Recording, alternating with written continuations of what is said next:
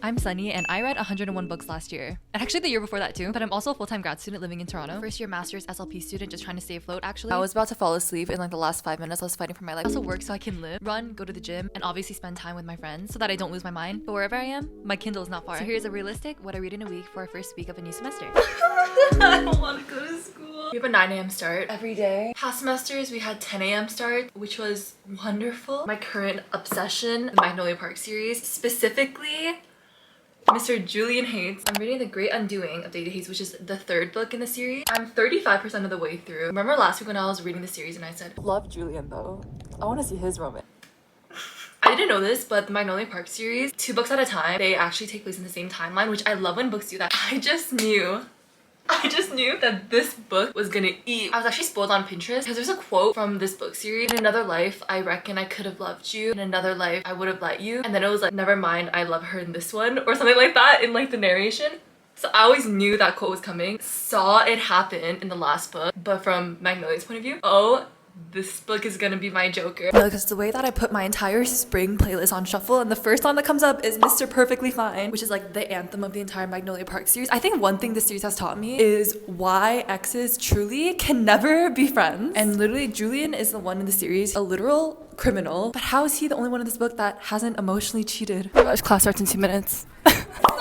Of course I have to hug everyone. I literally love my class. And not to be overly dramatic, but times like this is times when I think back on anyone who's ever wronged me in my past and I'm like, you cannot pay me to switch places with that person, which is something that Steph Bohr said in a vlog once and I've never forgotten it. And today I made the glorious switch from iBooks to Kindle so that it actually syncs everywhere, which is such a game changer but also so dangerous for class. It's really loud in here, but we finished class 20 minutes early. Such a score. I've been reading Daisy Hates on my laptop the entire time and I'm 61% of the way through.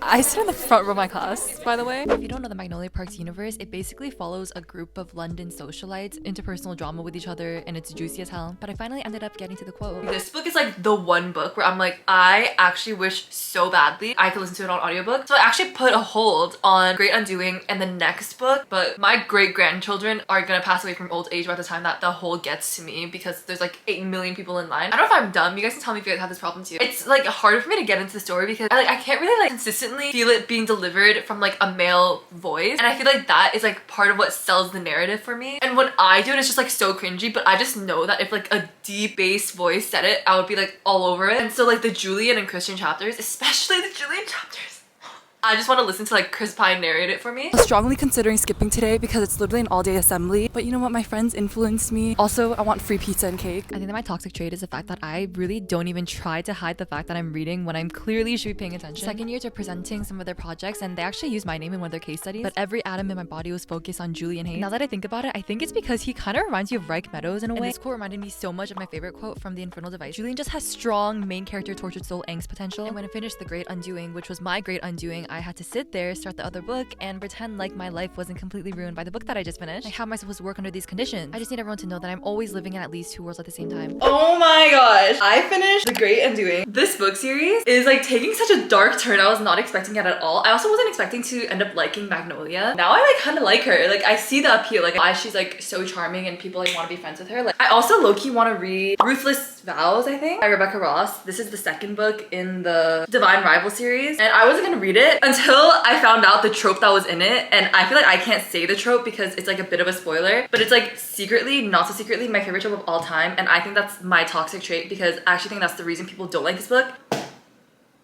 I'm gonna say mute for like 3 seconds in 5, 4, 3, 2, 1. Memory loss trope.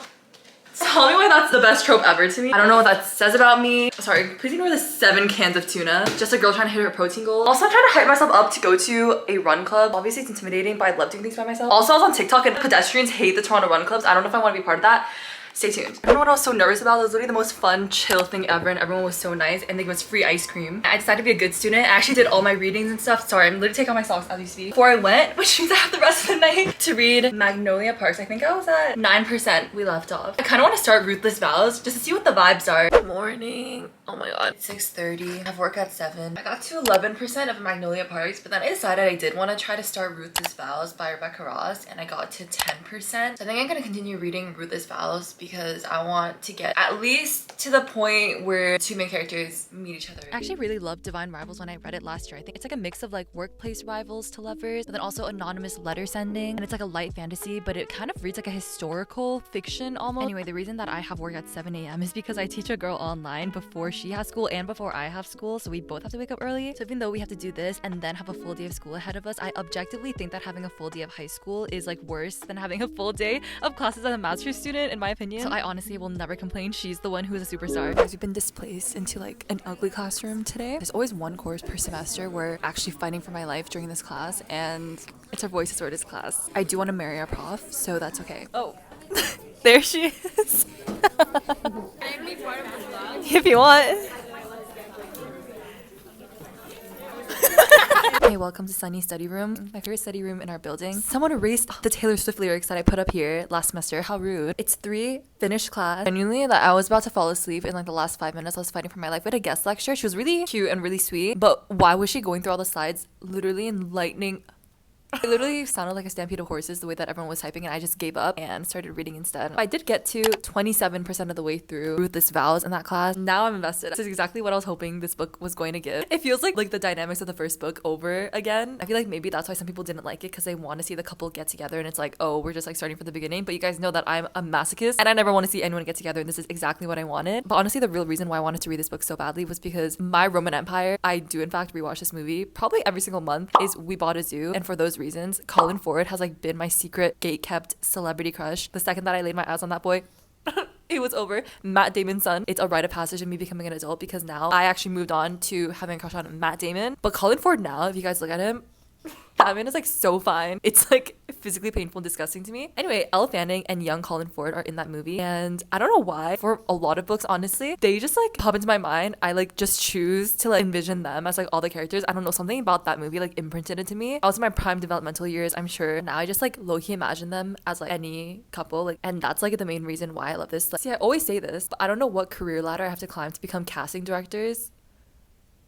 But I feel like I would eat. Like, how do I break into that side of the industry? Because you know what? It's not really always about trying to find like the perfect physical match. Okay, obviously, this doesn't include like race and culture and other important things, but I feel like you need to be able to read chemistry, and I swear to God that I can sniff that out like a dog. Also, I was talking to my friend about this, but I genuinely think that every single actor, doesn't matter who they are, if they're married, whatever, every single actor, if you have on-screen chemistry with your screen partner, sorry, you find them attractive. Sorry. Okay, obviously, that doesn't mean that you're unfaithful, you know, but like, you know, there's something. Anyway, I'm working again, but in little breaks and stuff like that, I get to read. It's 6:40 p.m. I could really fall asleep, and I think that I might just do that. It's always on Wednesdays, just because I have work at 7 a.m. and then I have a full day of school, and then I need to run back home from school to work again. Not because my work is like strenuous at all, it's literally work from home, but just because like I have to be extroverted with children. I made it to 39% of Ruthless Vows. Also, secret best romance in this book, surprise side couple. I was not expecting it, but the side couple in this, I love them. See, the danger of having a Kindle is that you can literally get any book you want at any given moment. I'm literally a kid in a candy store. Okay, wait guys. Does my hair look okay from the side? Happy Thursday, everyone. Today is the last day. I have classes for the week, but I am, in fact, already mentally checked out. We reached the part in the book where the two main characters have like found their way back to each other again. And you guys know that that means that my interest is left the chat. I might finish the book at some point because it's not a bad book, but like all my skin in the game, the payoff has already happened for me. So I'm okay to put it down for now, because it wouldn't be a Sunny Kim vlog if she didn't try out like 10 different books and DNF like 7 different ones. I watched one Haley Fam vlogs video, and then of course I got 3 more books to add to my TBR. And I started reading The Ministry of Time because in her video, she said that like it might not hit for everybody, but it did for her, especially if you have immigrant parents. And I was like, oh, I have immigrant parents. I am also an immigrant myself. And this book is about time travel. Stop. The 2 like random out-of-pocket things that I love in books is books that take place on ships, and then also literally anything about time travel.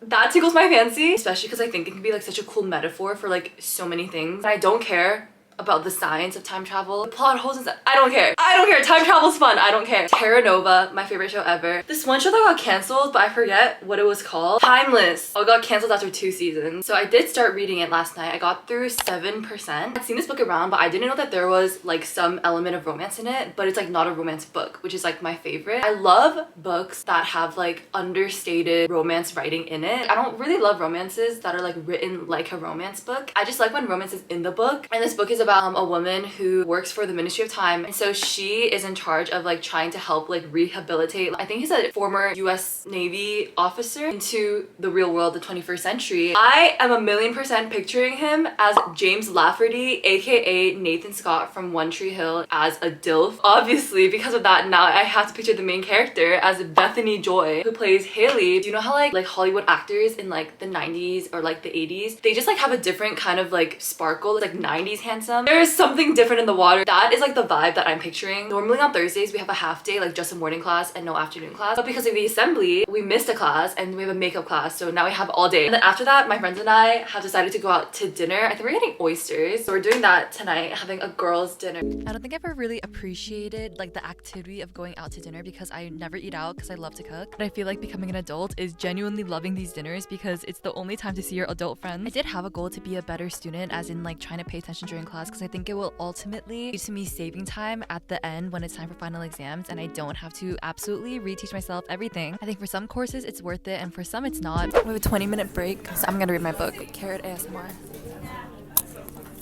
As I'm reading this book, I just realized something and reminds me why I can't time travel, which is the fact that our main character, her mom is from Cambodia, so she is like half Cambodian, but she's very white passing. And this US Navy man who she met from like 18 something, 17 something, I don't really know. Is he racist? And she's literally thinking like, oh my gosh, like he thinks that I'm white. Now I'm thinking, oh, I actually can't time travel. Or at least I can't time travel staying here. I would have to go back to Asia because I'm not trying to be hate crimed. Fun in theory. In practice, and it's interesting too because she talks about like her mom who was an immigrant, and they're kind of using time travel and the whole idea of displacement, like being displaced in time, and kind of comparing it to also being just displaced like culturally, identity wise. Your insides just like don't really match what is on the outside. She really ate with that, I'm not gonna lie. The only thing that I'll say about this book is that the writing is a bit detached, and I think that it is like that on purpose. It also means you don't get too attached to the characters, I feel like. Also, our class functions like a little civilization and we have like reps for everything, and we have like a birthday rep. If you look at the whiteboard behind me with those orange drawings, those are caricatures of our professors that I actually drew, things that they're notorious for saying in the speech bubbles. And might I say, every single professor who's commented on them has had a glowing review, or at least a good chuckle out of it. Here's the final haul by the end of the last class of the week. And then we had celebratory oysters from Island Oysters. If you're ever in downtown Toronto, highly recommend. Good morning, everyone. Oh, my bed is always so messed up right when I wake up. Like, what do I even do in my sleep, bro? Today, I don't have any classes because we have Fridays off, thank God. On Fridays, I do meet with my research supervisor, have a research job,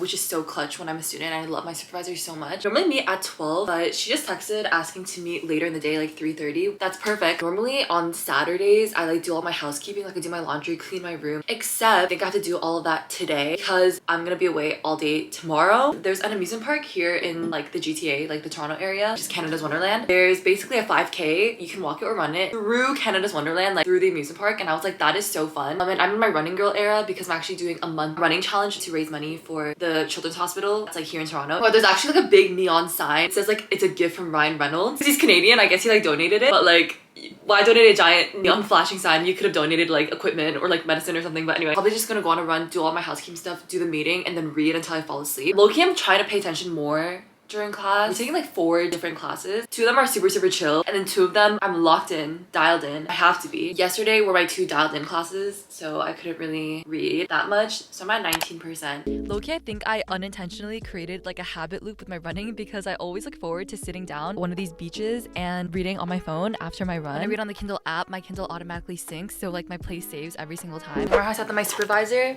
wanted to postpone? She just texted me asking if we can just postpone it to next week instead. I said, of course I will do that. Anything for you. So in conclusion, that became the best day ever because nothing hits like having plans that are cancelled and suddenly you have so much free time. Strawberries are like my favorite fruit, but I have them like once a year because I'm a broke college student, so this is why I'm so excited. Also, I kept seeing the Naily agenda all over everywhere because So High School by Taylor Swift is literally their anthem. Good morning. Sorry for the horrible lighting.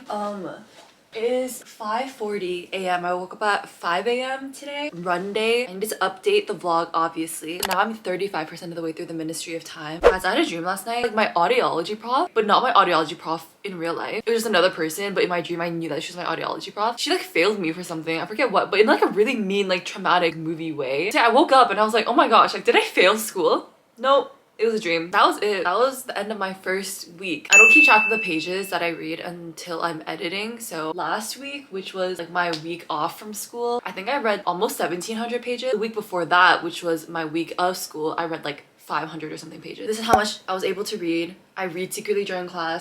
Stay in school, kids, but like, you know, work smarter, not harder. Subscribe down below if you haven't already. You can follow me on my socials. Are all linked in the description. And I'll see you all in the next one. Goodbye!